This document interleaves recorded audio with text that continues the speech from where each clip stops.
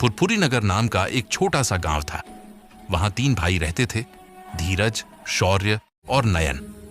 तीनों मेहनती थे, ईमानदार थे और जिंदगी को बेहतर बनाना चाहते थे। पर उनकी सबसे बड़ी समस्या थी, गरीबी खत्म होने का नाम ही नहीं ले रही थी। सुबह से शाम तक खेतों में पसीना बहाते, मजदूरी करते, फिर भी घर की हालत वही की वही। कभी राशन की कमी, कभी बीजों के पैसे नहीं, कभी फसल का सही दाम नहीं मिलता। एक रात तीनों भाई थक कर घर के बाहर बैठ गए। धीरे धीरे बातचीत शिकायतों में बदलने लगी। धीरज बोला, हम इतनी मेहनत करते हैं, फिर भी आगे क्यों नहीं बढ़ पा रहे। शौर्य ने कहा, शायद हमारी किस्मत खराब है। नयन, जो सबसे छोटा था, चुपचाप सुन रहा था। फिर धीरे से बोला, हो सकता है मेहनत सही दिशा में न हो। सिर्फ पसीना बहाने से जिंदगी नहीं बदलती, दिमाग और नजरिया भी बदलना पड़ता है। दोनों बड़े भाई थोड़े चौंक गए। नयन बोलता गया, हर साल हम वही काम करते हैं, वही तरीके अपनाते हैं और उम्मीद करते हैं कि नतीजा नया मिलेगा। जिंदगी ऐसे नहीं बदलती।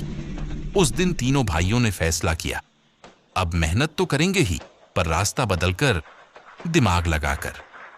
तीनों शहर जाकर कृषि केंद्रों में ट्रेनिंग लेने लगे। उन्होंने नई खेती तकनीकें, पानी बचाने के तरीके और मार्केटिंग के बारे में सीखा। उन्होंने अपने खेत में ड्रिप सिंचाई लगाई, कम पानी वाली फसलें उगाईं, ऑर्गेनिक खेती शुरू की, गांव के किसानों का छोटा समूह बनाया। धीरे धीरे लागत कम हुई, फसल अच्छी हुई और उनकी पहचान बढ़ने लगी। पहली बार तीनों भाइयों ने खुद शहर जाकर अपनी फसल बेचना शुरू किया। बिचौलियों पर निर्भर रहना बंद किया। उन्हें दाम भी अच्छा मिला और आत्मविश्वास भी। 1 साल के अंदर उनकी सालाना आमदनी दोगुनी हुई। गांव में सबसे पहले उनके घर पक्की छत बनी। लोगों ने कहना शुरू किया, मेहनत वही थी, बस तरीका बदल गया। गांव के बुजुर्ग ने एक दिन तीनों भाइयों से कहा, तुम्हारी असली जीत ये नहीं कि तुम अमीर हुए, असली जीत ये है कि तुमने हार मानने से पहले दिशा बदलना सीखा। तीनों भाई मुस्कुराए। वे जानते थे, मेहनत वही होती है जो सही जगह लगाई जाए।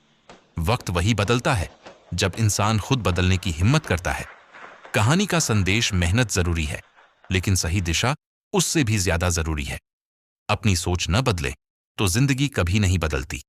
समस्या वही रहती है जब तक हम तरीका नहीं बदलते। किस्मत उन लोगों की बदलती है जो सीखने से नहीं डरते।